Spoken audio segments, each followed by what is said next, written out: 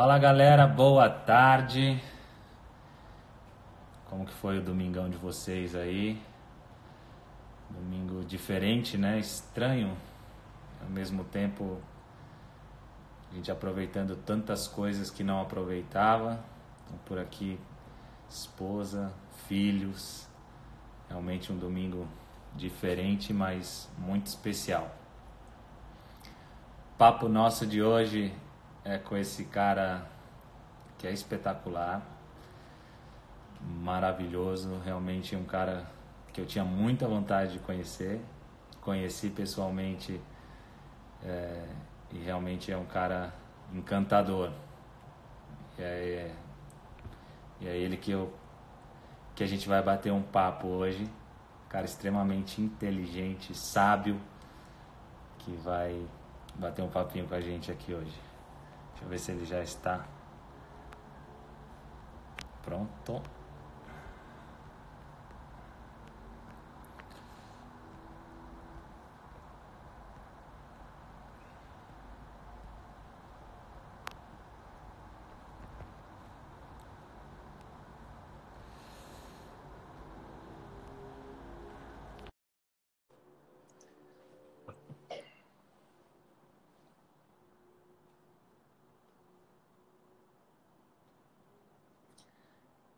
Mandar um beijo para os meus amigos enquanto ele não entra. Leozinho Ribeiro, um beijo. Xexinha, um beijo.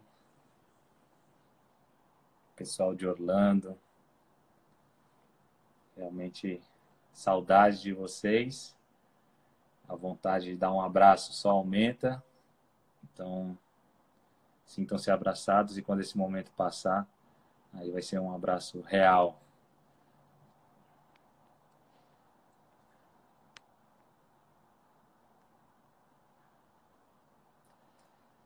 Tadeuzinho, Boleirão, Milton Cruz. Estamos tendo dificuldades técnicas.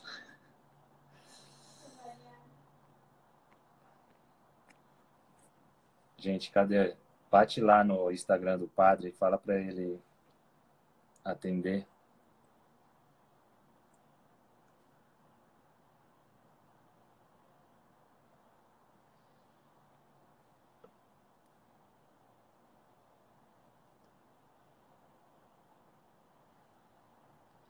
Querido Fábio de Mello, por onde andas?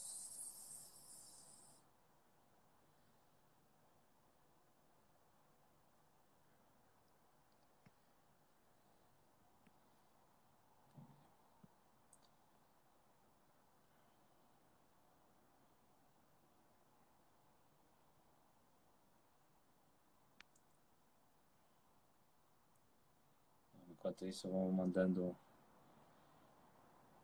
Vamos. Ó, minha prima. Dani, um beijo, prima. Te amo. Aqui, ó. Ele chegou. Vamos chamar. Vamos ver.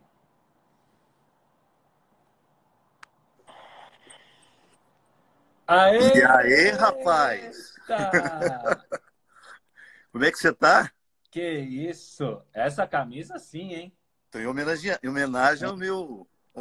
Não, você que me convidou, então homenagem a você, meu anfitrião.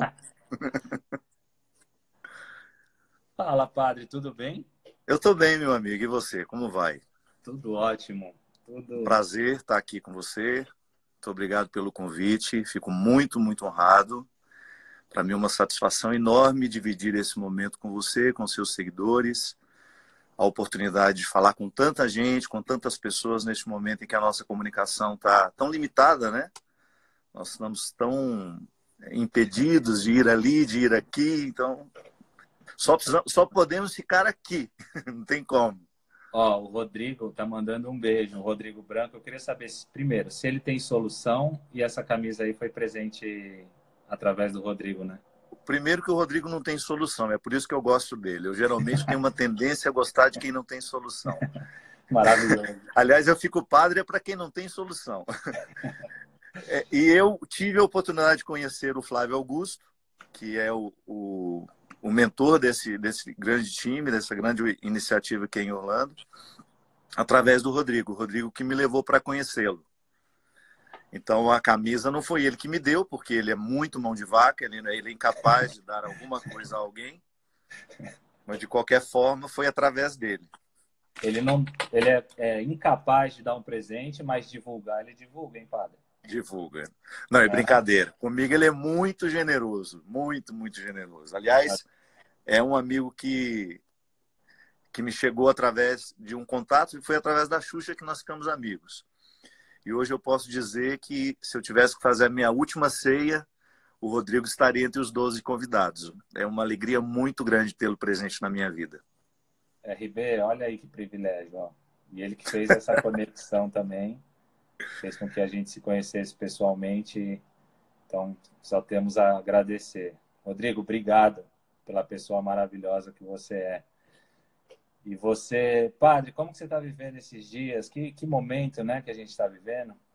Pois é, nós nunca imaginávamos um dia passar por uma situação dessa, né? Se naquele dia que a gente se encontrou em Orlando, em janeiro, nós falássemos que daqui a alguns meses nós estaríamos impossibilitados de sair de casa, com as nossas vidas absolutamente modificadas, nós nem acreditaríamos. Verdade. Isso esbarra muito numa dificuldade que nós temos, né, o Cacá? Ainda hoje eu fazia uma live com o Caio Fábio de manhã e nós falávamos o quanto nós estamos com dificuldade de criar intimidade, de ficar na intimidade. Somos estimulados o tempo todo a ir e vir, nós nos deslocamos com uma facilidade enorme, é uma característica do mundo globalizado. Aliás, a doença chegou a todos os lugares do mundo justamente porque nós estamos globalizados, a gente se desloca com muita facilidade. E, de repente, nós somos privados de fazer uma visita ao vizinho, né? Então, a gente não tem outro lugar aonde ir a não ser ficar em nós. E isso é uma dificuldade muito grande. Então, eu confesso que, às vezes, é difícil. Eu tenho buscado muito no ato da leitura, que é uma coisa que eu tenho desde criança, que me ajuda muito a suportar o momento. A restrição ela é muito difícil e o livro me ajuda demais a vencer essa dificuldade. O que você está lendo, padre, agora?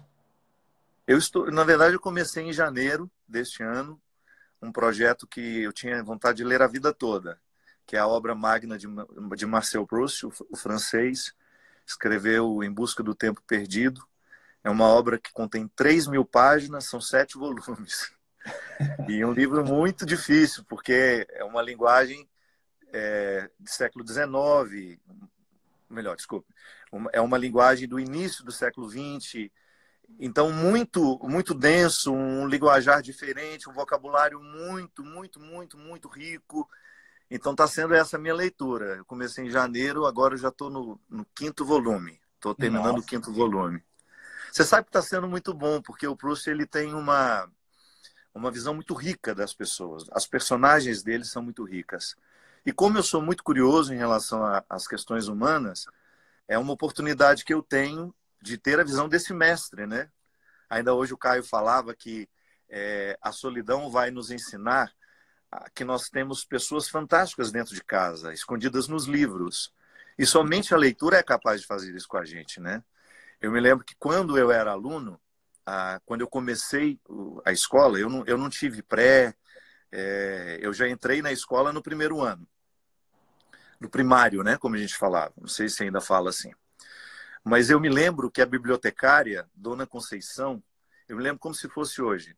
Ela nos apresentou, a nossa professora nos levou para conhecermos a biblioteca. E quando nós entramos na biblioteca, Dona Conceição falou assim, olha, aqui moram pessoas muito interessantes, em lugares muito interessantes, mas que vocês só poderão conhecer, vocês só serão apresentados a essas pessoas e a esses lugares se vocês abrirem os livros e começarem a ler. Rapaz, e como eu nasci muito pobre, eu tinha um cotidiano muito pobre, muito simples, sem muita variedade, eu descobri na leitura desde muito cedo uma forma de transcender, de sair de mim, de conhecer aquilo que eu não poderia conhecer geograficamente. Eu jamais pensei na minha vida que eu pudesse rodar o mundo como hoje eu rodo. Nunca imaginei na minha vida. Aos 8 anos, aos 7, 8 anos, o máximo que eu tinha ido até a cidade de Candeias, que era 50, 60 quilômetros da cidade onde eu nasci. Então, como eu tinha a restrição financeira de não poder conhecer o mundo, rapaz, eu não perdi tempo. Então, eu sempre fui muito bom leitor. Desde menininho, me interessei pelos clássicos. Faz parte da minha vida a literatura. Tanto é que eu sempre usei nas minhas pregações, nas minhas reflexões, tudo aquilo que a literatura me deu. Que às vezes a gente tem um conceito de Sagrada Escritura muito fechado, né?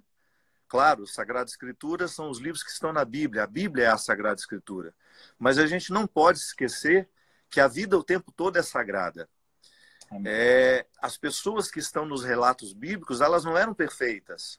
Se você for ver, ali existem relatos terríveis, situações envolvendo pessoas horríveis. E tudo isso nos serve, porque a gente, de alguma forma, aprende em ser como aquele e também não ser como aquele. Então, eu nunca consegui dissociar a literatura, os livros que nós podemos conhecer, os romances, como oportunidades que a gente tem de entrar na condição mais sagrada do ser humano. Então, eu gosto de ler. Eu acho que isso faz muita diferença para quem está trancafiado hoje, né? Quando a gente tem hábitos de cultivo interior, isso vai ajudar muito a ultrapassar essa fase difícil. Faz muita diferença. A leitura é realmente maravilhosa, né? É interessante a gente pensar que o manual do fabricante ficou para a gente como uma leitura, né? Tinham tantas outras possibilidades e deixa a Bíblia como um presente realmente. Então, a importância da leitura, eu também, desde pequeno, fui aprendendo a importância de estar sempre lendo, estar sempre me informando e viajando nessas histórias, realmente, porque é muito especial. E foi lendo que você se interessou por escrever também? Foi. Na verdade, eu já novinho eu gostava de escrever. Mas é interessante, um dos autores que eu mais li na minha adolescência foi Carlos Drummond de Andrade. E ele tem um poema muito bonito que ele fala assim, não vou dizer textualmente como ele diz, mas é mais ou menos assim: convive com os teus poemas antes de escrevê-lo. Esse conselho de Drummond de Andrade caiu muito dentro de mim como uma verdade que hoje eu ainda respeito. Eu acho que um livro, antes de ser escrito, ele precisa ser vivido. Antes de eu ter coragem de escrever, de fazer um registro daquilo que eu sinto, da forma como eu vejo o mundo, eu preciso clarear isso dentro de mim. Então, a consequência de ser um bom leitor foi querer escrever. Claro, um mundo... Eita, tá caindo tudo aí. Então, o meu desejo de escrever, ele nasceu muito com o meu exercício de leitor. Por isso que, Cacá, eu sempre digo que a maior riqueza que nós podemos dar aos nossos filhos, e quando eu falo nossos, eu não posso tê-los biologicamente, mas eu posso ter nas influências, né? É a gente ensinar o gosto pela leitura. Isso é fundamental. É muito bom a gente ter, deixar para as pessoas que a gente põe nesse mundo um instrumento de transformação e de mudança mesmo, né? Conhecereis a verdade e a verdade vos libertará. Jesus falava isso com muita propriedade porque ele já tinha um profundo respeito pelo conhecimento. O conhecimento, quando ele entra dentro de nós, ele é capaz de nos retirar de tudo aquilo que nos escraviza. E o conhecimento em todas as dimensões, ele é fundamental para que nós tenhamos um coração livre, uma mente livre. E é muito bom a gente poder ensinar aos nossos filhos que nos livros nós encontramos essa ferramenta de libertação. Realmente é maravilhoso. O bom também, padre, é que a gente consegue ter esse conhecimento. Claro, a leitura é maravilhosa, mas através das experiências, né, gostoso ir conhecendo a Deus, porque, padre, você é extremamente inteligente.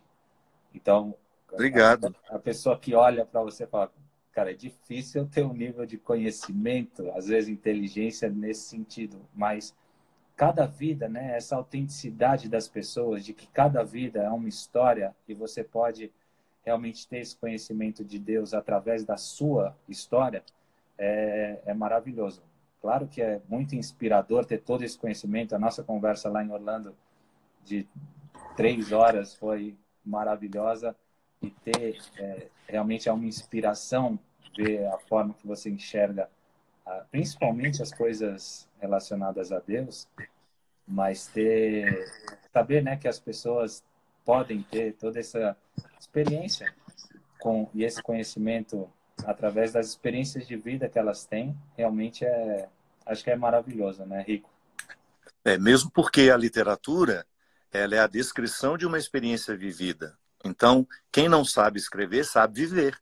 Amém. E até a literatura, ela é inspirada a partir de pessoas que não escrevem.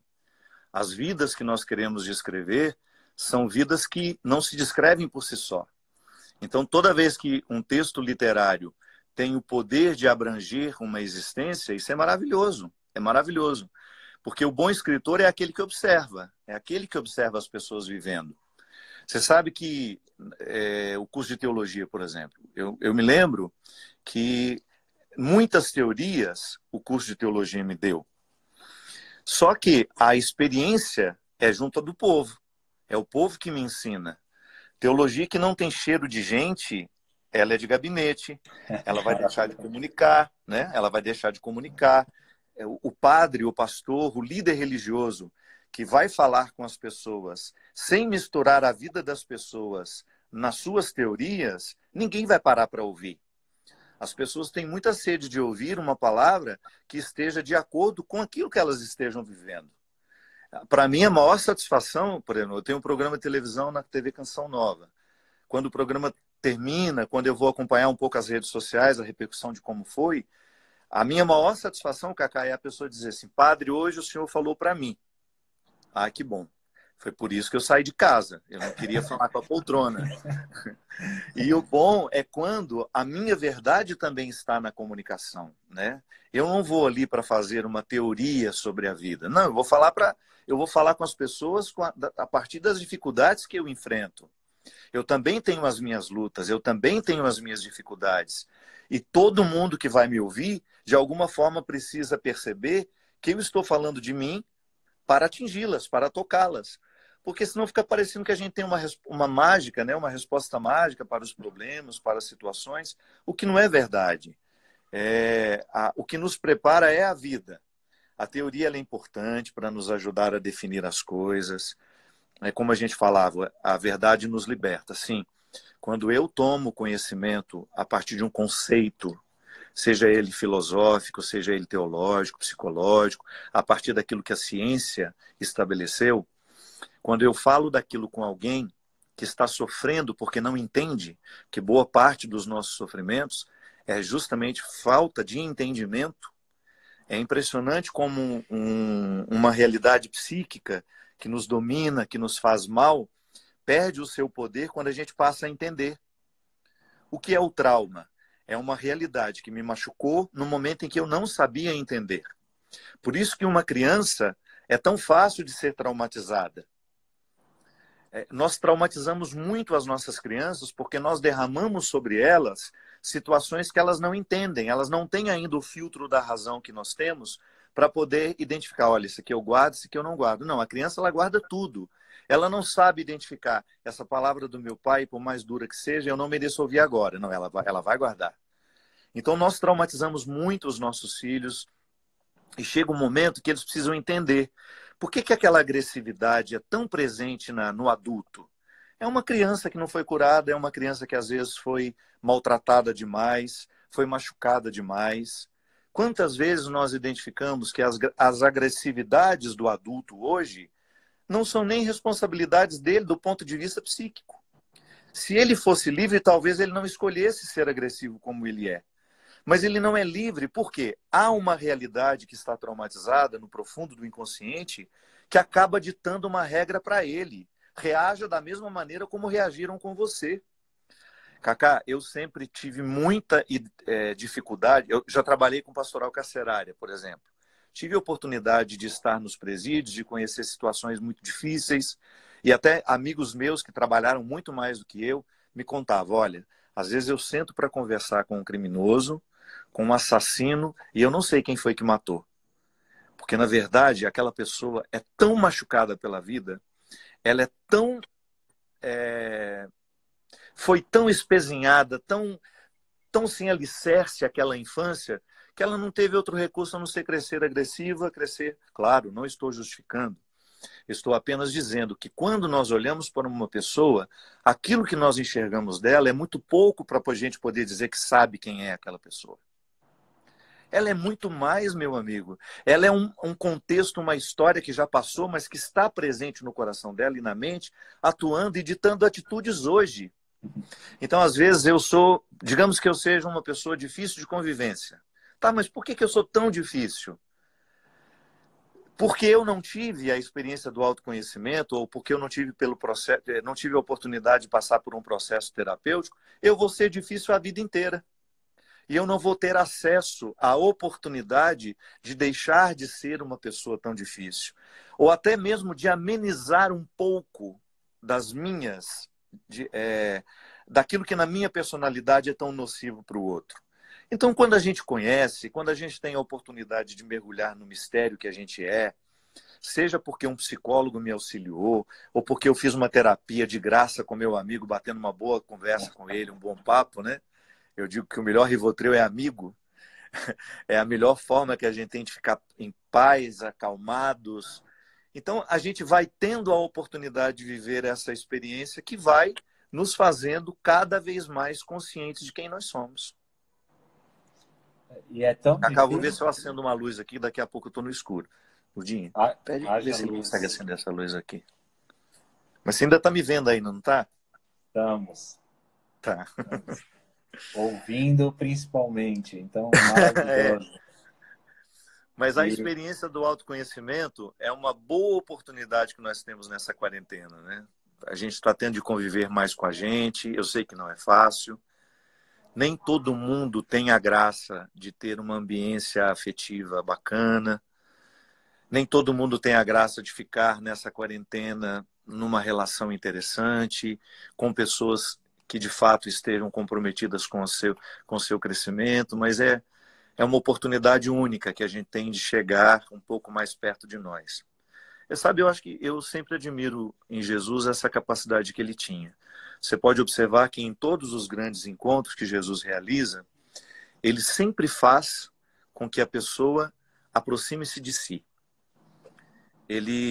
Porque esse é o primeiro passo para toda e qualquer cura. Se eu não tenho um contato com a minha miséria, com aquilo que de fato me adoece, eu não posso ser curado. E Jesus tem alguns intervalos terapêuticos, né?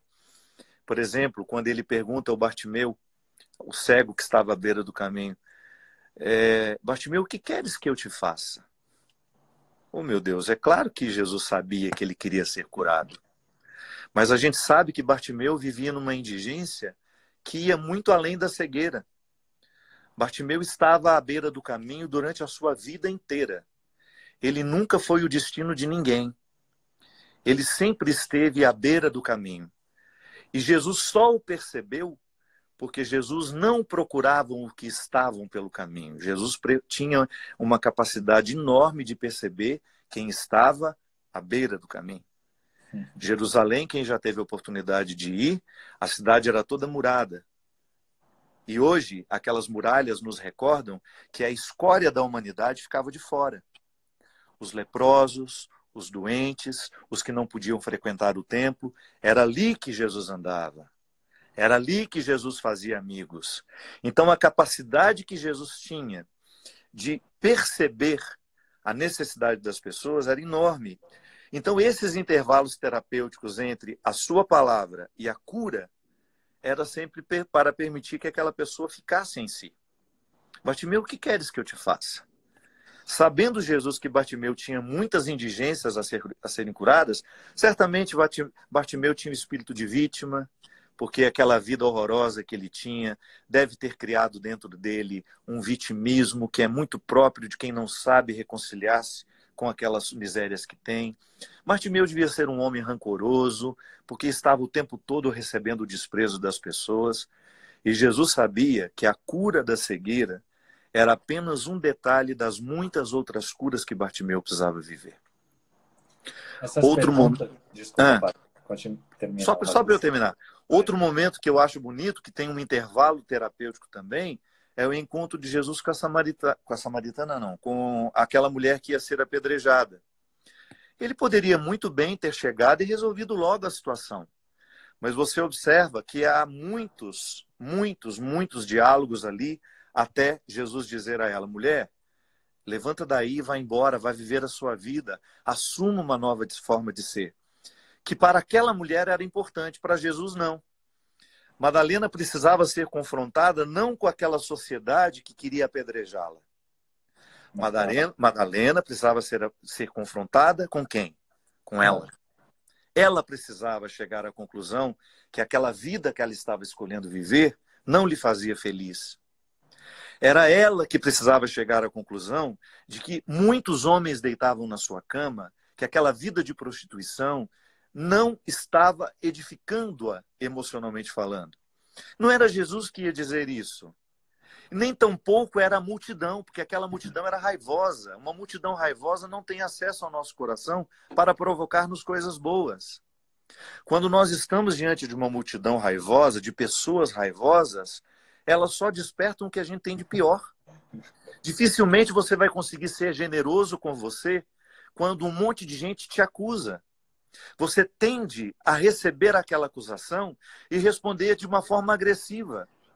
Quando, na verdade, o que Madalena precisava era acolher-se. Aquela mulher estava inimiga de si há muitos e muitos anos. Mas foi a palavra de Jesus? Não. Foi o olhar de Jesus para ela. Eu sempre digo, o que é a voz de um homem perto de uma multidão que grita? Nada, Cacá. Ninguém escuta. O que Jesus sabia que podia fazer por aquela mulher não era dizer qualquer coisa naquele momento. Ele precisava olhar para ela. Foi isso que ele fez. E ele sabia que se ele olhasse, se ela prendesse os seus olhos nos olhos dele, ela iria entender o que ele estava dizendo sem dizer.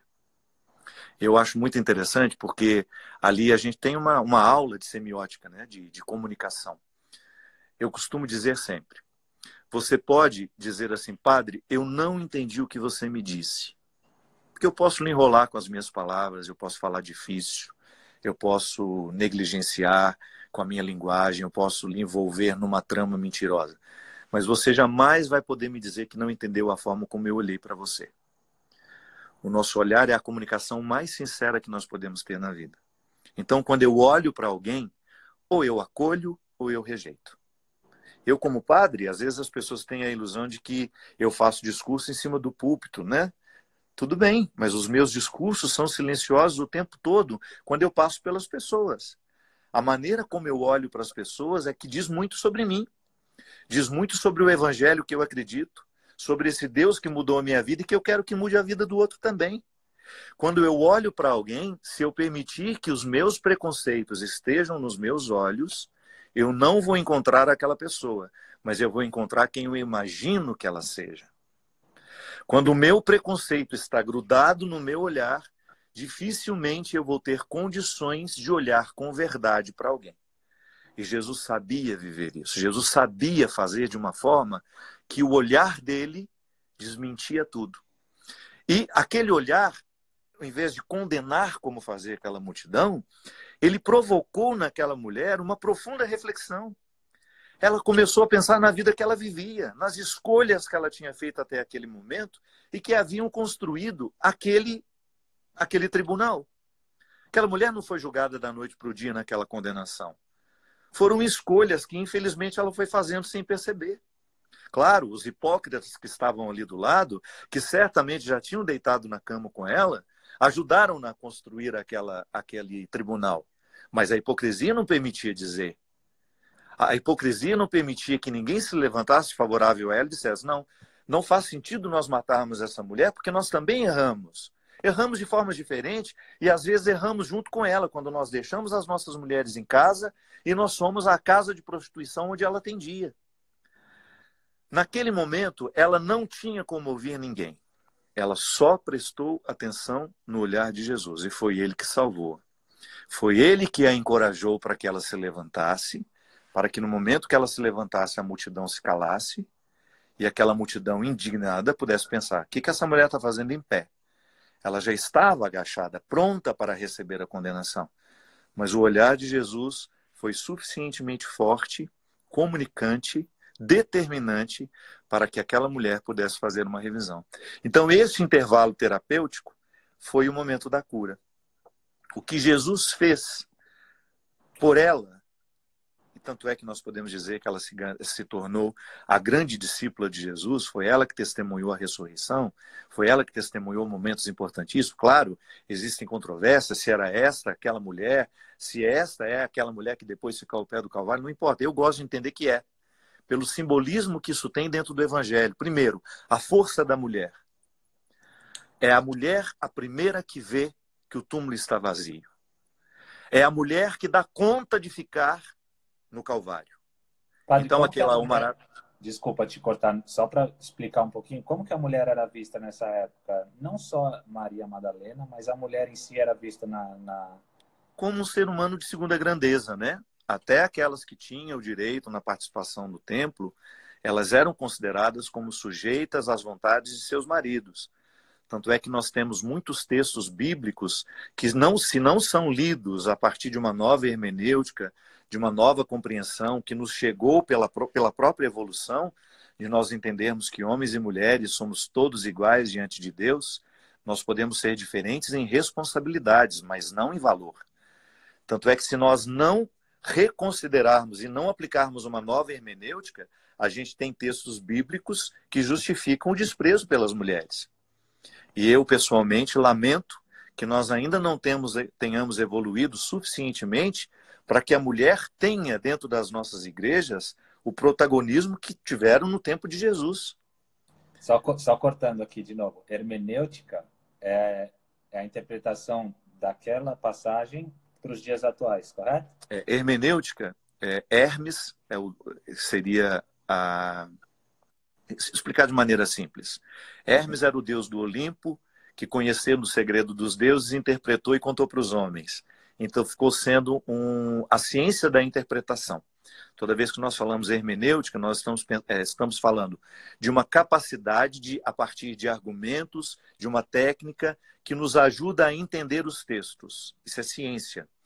Então, por exemplo, quando eu faço uma hermenêutica bíblica, eu tenho alguns pontos que eu preciso considerar, senão eu faço uma leitura cega daquele texto. E a partir de uma leitura cega, nós podemos justificar até o assassinato a partir da Sagrada Escritura. A Sagrada Escritura tem histórias horríveis. Se nós não reinterpretarmos, se nós não aplicarmos uma nova hermenêutica, a gente comete crimes em nome de Deus. Então, essa nova interpretação que nós precisamos fazer da Sagrada Escritura nos coloca diante de um grande desafio. Olha para a maneira como Jesus tratou as suas discípulas. E olha para a maneira como nós tratamos, muitas vezes, as mulheres dentro dos nossos contextos eclesiásticos. Estamos avançando, mas estamos muito lentos perto daquilo que nós precisamos avançar. A mulher é a protagonista da ressurreição. E, como volto a dizer, não temos as garantias de que era a mesma mulher, mas pensar que aquela mulher que estava prestes a ser apedrejada, para depois estar no lugar principal da nossa fé, que é testemunhando a ressurreição de Jesus, é muito sugestivo, Cacá. Aí a gente entende aquela palavra difícil e dura de Jesus para os discípulos. Cuidado, porque as prostitutas os precedem na entrada no reino dos céus. Então, se você for pensar, todo mundo que era considerado escória da humanidade, diante de Jesus, alcançou altos postos. Não no sentido de ter uma vaidade, como muitas vezes nós interpretamos o poder, né? Aliás, o poder, dentro do contexto religioso, se ele não é considerado serviço, ele faz mal. O poder que eu tenho como padre não é para eu ser o mais bonitinho de todos, o que vai ser paparicado, não. O poder que eu tenho é serviço. Quando você entrava dentro de campo para defender a seleção brasileira, cara, você estava no lugar de quantos milhões de jogadores que existem pelo Brasil afora. Aquele poder você poderia interpretar como uma vaidade. Pô, eu sou o Kaká e estou aqui, sou jogador da seleção brasileira, sou querido por milhões e milhões de pessoas. Só que, talvez pela criação que você teve, pela forma como a sua mãe lhe fez menino, como seu pai lhe fez homem, você sempre manteve esse sorriso que você tem hoje, que é de um menino que se sente agradecido, só. Eu sou grato pelo que a vida me deu.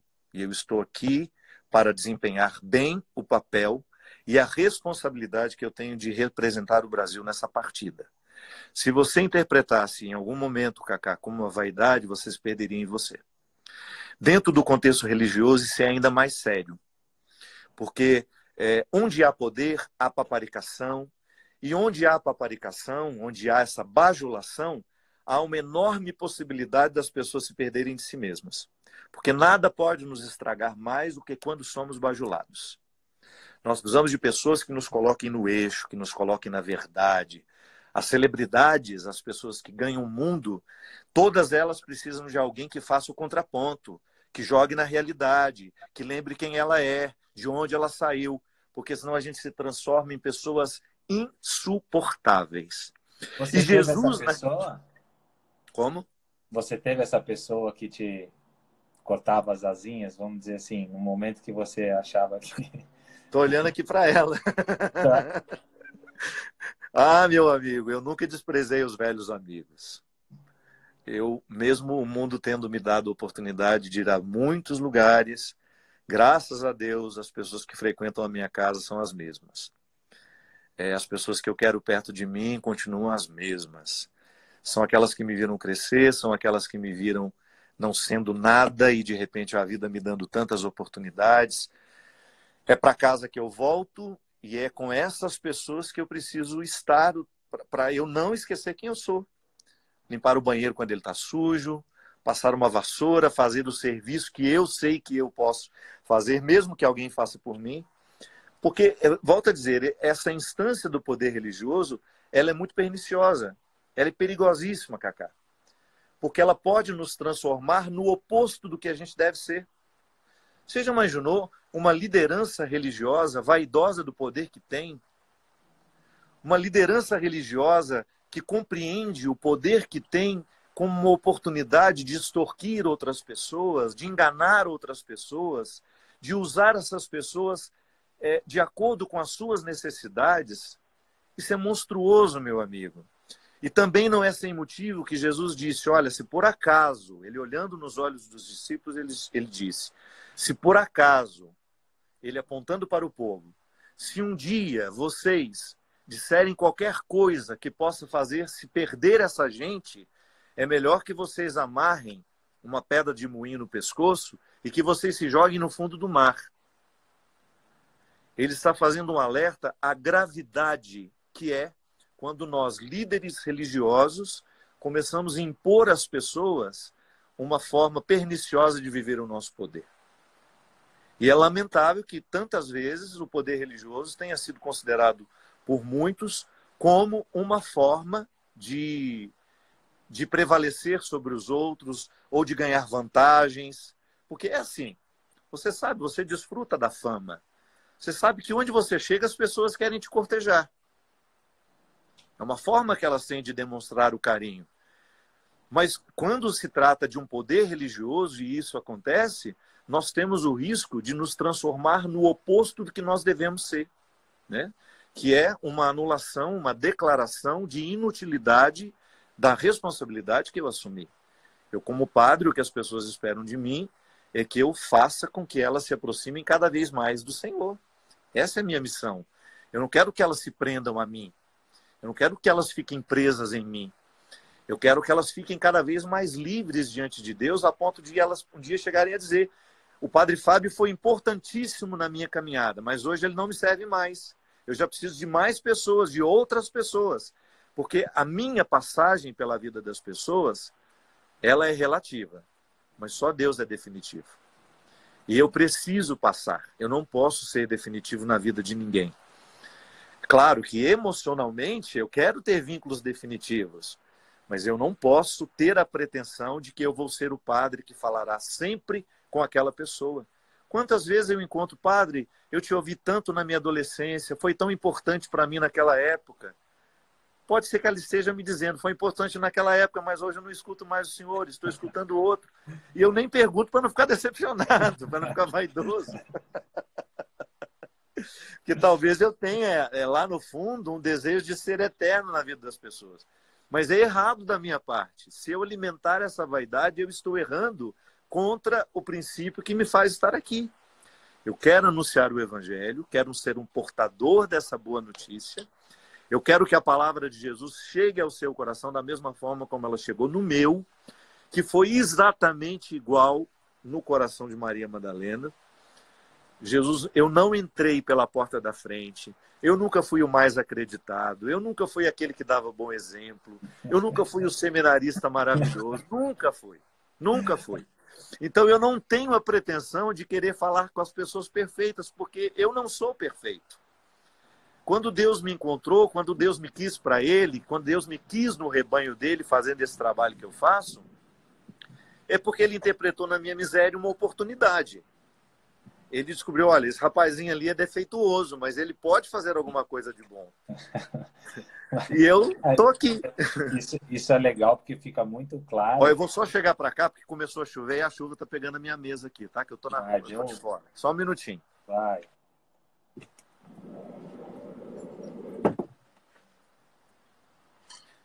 Que aqui na roça a internet só pega nesse cantinho onde eu tô, sabe? Só que ele é descoberto. Tem uma varandinha só aqui. Aqui a internet é movida a lenha. Põe lenha aí nesse telefone. Mas agora a chuva não está pegando aqui mais, não. Ele já é um privilégio estar na fazenda, porque dentro do apartamento Ó, é bom. Carol tá falando aqui que é um privilégio estar na fazenda, porque a gente está dentro de um apartamento e... Não é muito Pois é, você me falou Você me falou essa semana que você estava sofrendo, né, com o confinamento. Eu tô aqui, o único barulho que eu tenho é rural. Sua mãe gosta dele. Carol, quando passar a quarentena, vocês vêm. Vamos. A Carol disse que vai fazer um arroz com inhame. Ela ouviu hoje cedo que você gosta de comer. Minha comida preferida é inhame. Vai fazer um arrozinho com inhame. Padre, mas falando dessas escolhas, né, de Jesus, até os discípulos que ele escolhe, até os discípulos que ele escolhe, né, são 12 caras que... Depois você fala, pô, mas ele escolheu 12 caras tudo errado. Tudo estrupiado. Mas não é que é tudo errado, é o que tem, né? É o que nós somos. E o que é interessante, quando você vê esses estrupiados que deram moral para Jesus, de alguma forma, né? Quando chega um diplomado, não vai. Que é aquele menino que a gente chama ele de jovem rico. Na verdade, não é a riqueza que a gente está falando. Não é riqueza material. Não é riqueza. Temos até produção aqui agora. Aí, melhorou. Melhorou? Aí, tá ótimo, sim. Nós não estamos falando de riqueza material. Nós estamos falando... Porque o rapaz, ele chega assim, olha, eu sou formado em tal coisa, tenho mestrado nisso, tenho pós naquilo, fiz MBA, não sei mais o quê. Jesus vai escutando. E fala para ele, pois é, mas... Aqui nós não estamos querendo gente muito capacitada. Aqui nós estamos querendo quem de alguma forma sabe que não tem. E é por isso que é muito interessante, Cacá, a mística das mãos vazias. Às vezes a gente se esquece, nós fazemos um discurso religioso, às vezes tão distante do que Jesus queria, que a gente consegue fazer que somente as pessoas hipócritas se identifiquem com ele. Quantas vezes eu escuto, padre, o senhor que está mais perto de Deus, reze por mim. Padre, o senhor que está mais isso. É mentira isso. É mentira. Eu estou na mesma condição que todo mundo. Eu não acredito que Deus fique e fale, essa oração é do padre Fábio, eu vou ouvir melhor. É igual outro dia alguém falou assim, padre, reze pelo Vasco. Eu falei, meu amiga, se rezar pelo Vasco resolvesse... O meu Cruzeiro não estava na segunda divisão e o time do Papa Francisco já era campeão mundial. Nós estamos, às vezes, tendo uma compreensão de que Deus tem um olhar privilegiado sobre um e outro. Não é assim. Não é assim. E isso é um erro consequente da nossa maneira de pregar Deus. Nós ficamos fazendo um discurso, volto a dizer, que somente os hipócritas... Somente quem... Claro, não estou dizendo que todo mundo é hipócrita. Eu estou dizendo que é um discurso que facilita a hipocrisia. Porque às vezes nós temos até dificuldade de dizer que a gente errou. Porque a maneira como eles vão olhar para nós é como se anulasse completamente tudo aquilo que nós já vivemos de bom até hoje. E Jesus sabia muito bem separar o passado do presente. Cacá, quando eu estou aqui diante de você, o meu passado não está prevalecendo. Se isso é o anúncio da boa notícia. Se eu quiser, neste momento, eu termino essa live sendo um homem novo. Porque Deus me dá essa oportunidade toda hora.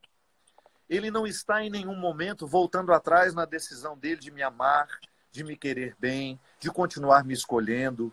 Ou você acha que Deus tem lá um caderninho dele em que ele fica anotando, olha, Cacá fez isso agora, dá um risquinho nele aí. Ô, gentileza, meu secretário, anota aí que o Cacá não está muito bem nisso não. Mandar um balazinho de decepção para ele. A maneira como nós acreditamos em Deus, às vezes ela é tão mesquinha como nós somos. Então eu sou mesquinho, tenho uma dificuldade danada de privilegiar uma pessoa, mesmo quando ela não merece, e eu acho que Deus é assim. Então nós vamos construindo uma revelação que não condiz com aquela que nós encontramos em Jesus. Tanto é que Jesus tem uma parábola em que ele fala justamente disso. Um homem tem o campo e ele manda para lá os seus trabalhadores. Um começa às 7 da manhã, o outro começa às 8, um outro começa ao meio-dia, começa às 2 da tarde. Depois chegou um que chegou às 6 da tarde e o expediente terminou às 7. Aí na hora de pagar todo mundo de olho no quanto o patrão ia pagar para cada um. Aí o patrão dá o mesmo tanto para aquele que começou às 7 da manhã, para aquele que começou às 6 da tarde. Isso é injusto aos nossos olhos. Mas a matemática de Deus não é a nossa. Eu lamento informar os moralistas de plantão, aqueles que gostam de condenar ao inferno quem eles nem conhecem. Eu lamento informar àqueles que estão o tempo todo com o martelo e a foice na mão. Desculpa, nem pode falar disso. Não é o martelo e a foice. Aqueles que estão o tempo todo com as suas ferramentas de destruição, aqueles que estão o tempo todo com as suas armas apontadas para caluniar, para fazer isso, para fazer aquilo. Deus não tem o mesmo coração que a gente. E graças a Deus que ele não tem. Graças a Deus, né? Graças a Deus que ele não é assim. E nós precisamos contar a quem ainda não sabe, recordar a quem já esqueceu, que esse Deus que nós escolhemos seguir é um Deus que tem um carinho enorme pelos miseráveis, pela escória da humanidade, que quando você pega ali os primeiros seguidores de Jesus, você não tem ninguém capacitado. Ninguém ali é capacitado, Cacá. Ninguém ali estava pronto para a missão. Pedro não sabia fazer um discurso. Pedro não tinha condições de comandar nada. A única coisa que ele sabia era pescar. E aquele homem que era um pescador simples, que tinha um discurso simples, por isso Jesus não fazia discurso sofisticado, porque ele sabia que as pessoas que estavam com ele não iriam entender. Que sentido faria para ele fazer um discurso, falar de hermenêutica, igual eu falei com você? Não faria sentido. E Jesus era um homem inteligente, Jesus era um homem esclarecido. Ele poderia muito bem ter falado difícil, ele não quis. Nem mesmo diante dos mestres da lei, Jesus falou difícil. Ele falava a linguagem que as pessoas entendiam. E qual era a linguagem que as pessoas precisavam entender naquele momento? Que Deus é amor, que Deus é reconciliação, que ele não é cruel como aquele processo religioso havia incutido na cabeça deles. Aquelas pessoas estavam muito machucadas do ponto de vista religioso. Elas não se sentiam dignas. Por isso que quando nós temos um discurso assim, nós ficamos facilmente hipócritas. Quando eu não tenho a oportunidade de ser quem eu sou e me sentir amado por ser quem eu sou, meu amigo, eu vou dar um jeito de fingir. Você tem quantos filhos? Eu tenho 2, o Luca com 11 anos e a Isabela com 8. Pronto. Você tem a oportunidade de ser Deus na vida dos seus filhos. Deus em pequenas medidas, diferente. Por quê? Se você tratar o Luca de uma maneira que ele tenha medo e receio de contar a verdade para você, Cacá, você vai ser sempre um pai de quem ele teme. Pode até ter respeito por você, mas não chega a ser amor. Quando você dá ao Luca, desde pequenininho, a oportunidade de chorar diante de você, de falar das fraquezas dele sem temer o seu julgamento, quando a sua justiça com o Luca for, meu filho, isso está errado, vou chorar com você, mas está errado. quando a sua justiça for amorosa, você incute no coração do Luca um relacionamento que ele vai ter com você o resto da vida. Que é uma sinceridade que dá a ele a oportunidade, o direito de ser quem ele é. Meu caro, e nada pode ser mais libertador do que isso. Porque senão você vai motivar a hipocrisia do Luca. A mesma coisa com a sua filha. E com os que virão. Que a Carol está aí toda disposta a montar um time de futebol, que eu sei. Quando vierem os outros filhos, e você vai ter a oportunidade de ser como Deus na vida deles. Cacá, muita gente tem dificuldade de acreditar que Deus é pai. Por quê? A imagem que tem do pai é muito cruel. Lamentavelmente, nas nossas famílias muito patriarcais, a figura do pai era aquela que tinha a autoridade estava muito associada ao medo. O bom pai era aquele que causava medo nos filhos. Olha só, eu olho para ele, ele não tem nem coragem de falar nada. Ele já entende tudo. Não é que ele entendeu tudo, ele só entendeu o medo. Isso não é educar. Educar é quando você olha de maneira amorosa e dura ao mesmo tempo e o seu filho sabe que você está pedindo dele uma disciplina que é benéfica para ele. Ele começa a entender que aquela disciplina que você está pedindo, por mais que ele não queira obedecer, é benéfica para ele. Então, a verdadeira autoridade do pai dentro de casa é aquela que consegue, com o filho, essa relação de justiça e de amor. Então, na nossa relação com Deus, acontece a mesmíssima coisa. Eu preciso ter uma experiência de um Deus justo? Preciso. Nós não podemos ceder e dizer que o absurdo é permitido diante dos olhos de Deus. Não, não estamos falando disso. Nós só não podemos nos esquecer que essa justiça é misericordiosa. O que é misericórdia? Sentir com o outro a sua miséria. O mistério da encarnação. Domingo passado nós celebramos isso. Foi domingo passado ou foi essa semana? Foi essa semana, né? Daqui 9 meses será Natal. Nossa Senhora recebe no seu ventre a figura, a presença de Deus. Então Deus está num colo humano. Tá bom. O mistério da encarnação fez com que Jesus viesse e experimentasse tudo que é humano. O gosto das coisas, o sabor dos sentimentos, a tristeza de perder um amigo, como é no Evangelho de hoje. Jesus ressuscita Lázaro porque sentia falta dele. A ambiência emocional humana de Jesus ficou mais pobre com a morte de Lázaro. Por quê? Betânia, a casa onde morava Marta, Lázaro e Maria, é o lugar que Jesus passava para descansar. Aliás, eu sempre penso nisso. Um lugar que Jesus não precisava ser Deus. Em que você podia ser só Jesus. Aquele homem cansado que chegava, que eles iam servir uma água, lavar os pés, deixá-lo dormir um pouco. Não tinham nem coragem de pedir um milagre para ele.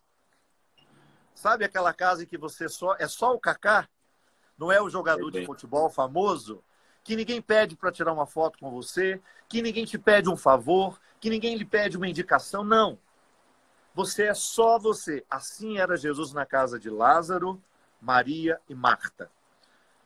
Ele só não deixava de ser o Jesus público. Por quê? Porque ele falava coisas maravilhosas. Tanto é que Maria disse, Marta, para de trabalhar um pouco, mulher. Vem ouvi-lo. Você está tão preocupada em fazer isso e fazer aquilo. Olha ele aqui conversando com a gente. É a maior riqueza que nós podemos ter nesse momento, é ouvi-lo. Marta, Marta, Jesus diz para ela, tu te inquietas com muitas coisas. Maria escolheu a melhor parte. Vem cá, vem fazer parte da prosa.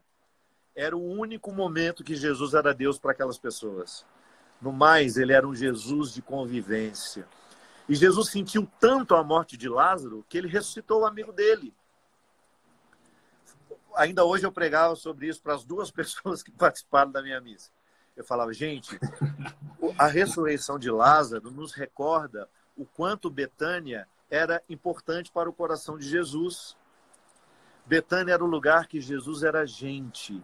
Era o lugar em que ele podia ser ele. Em que ele podia desfazer as sandálias, os nós das sandálias, tirar a túnica, ficar à vontade. Então, esse Deus humano, que conheceu a minha miséria, que chorou a morte do seu amigo, que sentiu fome, por que não? Jesus sentiu fome. Jesus andava longas distâncias com um mínimo na sua bagagem, nos seus alforjes. Ele não tinha água em abundância. Certamente ele vivia restrição de água naqueles deslocamentos longos. Ele podia muito bem, como homem-deus que ele era, falar, olha, vamos bater aqui, vai sair a água. Não, ele fez questão de provar todas as instâncias da humanidade, porque assim compreendia Deus, Deus Pai, que o mistério da encarnação seria total, seria pleno. Ele não viria só para provar o que era bom.